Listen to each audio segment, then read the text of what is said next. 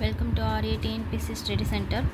நம்ம இன்றைக்கி தாதாபாய் நவ்ரோஜியை பற்றி சில பாயிண்ட்ஸ்லாம் நம்ம பார்ப்போம். தாதாபாய் நவ்ரோஜியை நம்ம என்னன்னு சொல்லுவோம் அப்படின்னா, இந்திய தேசியத்தின் முதுபெரும் தலைவர் அப்படின்னு சொல்கிறோம். அவர் நேம்லே இருக்குது தாத்தா அப்படின்னு சொல்கிறோம். ஸோ இப்போ முதுமை அப்படின்னு நம்ம வந்து ஷார்ட்கட் வச்சுக்கலாம்.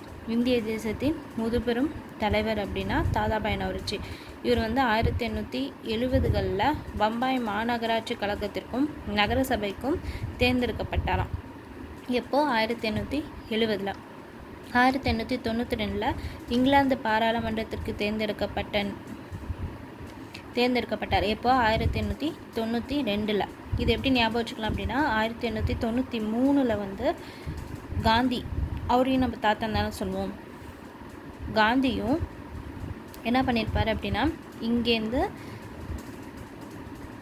தென்னாப்பிரிக்கா வந்து போயிருப்பார். எப்போது இதுக்கு அடுத்த வருஷம் 1893. அதையும் ஞாபகம் வச்சுங்க. அதே 1893 விவேகானந்தர் என்ன பண்ணியிருப்பார்னா அமெரிக்கா போயிருப்பார். ஸோ அதுக்கு முந்தின வருஷம் அவர் காந்தியும் தாத்தா, இவரும் தாத்தா அப்படின்னு ஞாபகம் வச்சுங்க.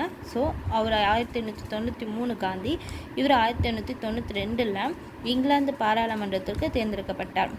அதே நிலையில் லண்டனில் இந்திய சங்கம் அப்படின்னு ஒன்று வந்து ஆரம்பித்தார். அதோட வருஷம் என்னென்னா 1865.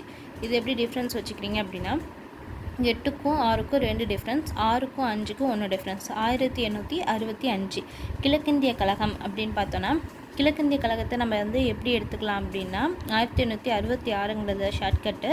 கிழக்கு அப்படிங்கிறது கிழக்கு சைடு ஒரு 6ம் மேற்கு சைடு ஒரு 6ம். ஸோ கிழக்கு சைடு வந்து 6 அல்ல, சூரியன் உதயமாச்சுன்னா மேற்கு சைடு தானே மறையும். ஸோ 1866 6 6 கிழக்கில் ஒரு 6, மேற்கில் ஒரு 6. கிழக்கிந்திய கழகம். இவர் வந்து 3 முறை இந்திய தேசிய காங்கிரஸுக்கு தலைவராக தேர்ந்தெடுக்கப்பட்டாராம். எத்தனை முறை? 3 முறை அப்படின்னு சொல்கிறாங்க. இவர் ஒரு புக்கை வந்து வெளியிட்டிருக்காரு. என்னென்னா, வறுமையும் பிரிட்டனுக்கு ஒவ்வாத இந்திய ஆட்சியும் அப்படிங்கிறது. எப்போ அப்படின்னா 1901. இவர் தான் முத வறுமையை பற்றி பேசினார். அதனால் வறுமைங்கிற புக்கு 1 இவர் தான் முதல் அப்படிங்கிறதுனால 1901. செல்வ சுரண்டு அப்படிங்கிற ஒரு கோட்பாடை முன் வச்சது இவர் தான்.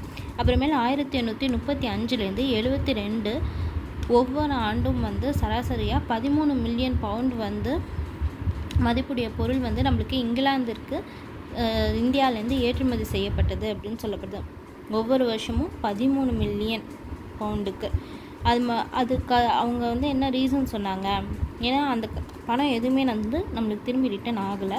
ஸோ அதுக்காக என்னென்ன ரீசன் சொன்னாங்க அப்படின்னு பார்த்தோன்னா, லண்டனில் வாழும் கம்பெனியின் பங்குதாரர்களுக்கு லாபத்தில் வழங்கப்பட வேண்டிய பங்குன்னும், இருப்பு பாதைத்துறையில் முதலீடு செய்தவர்களுக்கு உத்தரவாதம் அளிக்கப்பட்டவாறு தரப்பட வேண்டிய வட்டினும், பணி நிறைவு பெற்றுவிட்ட அதிகாரிகளுக்கு தளபதிகளுக்கு வழங்கப்பட வேண்டிய ஓய்வூதியம், இந்தியாவிலும் இந்தியாவிற்கும் வெளியில் நாடுகளை கைப்பற்ற மேற்கொள்ளப்பட்ட போர்களுக்கு இங்கிலாந்திடமிருந்து பெற்ற கடனுக்கு செலுத்த வேண்டிய வட்டின்னு, இது மாதிரி நிறைய ரீசன் சொல்லி தாயக கட்டணம் அப்படின்னு சொல்லி ஒவ்வொரு இதுக்கும் ஆண்டுக்கு 30 மில்லியன் பவுண்டுகள் நஷ்டம் ஏற்படுத்தியிருக்காங்க அப்படின்னு சொல்லி யார் சொல்கிறா அப்படின்னா தாதாபாய் நவ்ரோஜி அவர்கள் வந்து சொல்கிறாங்க.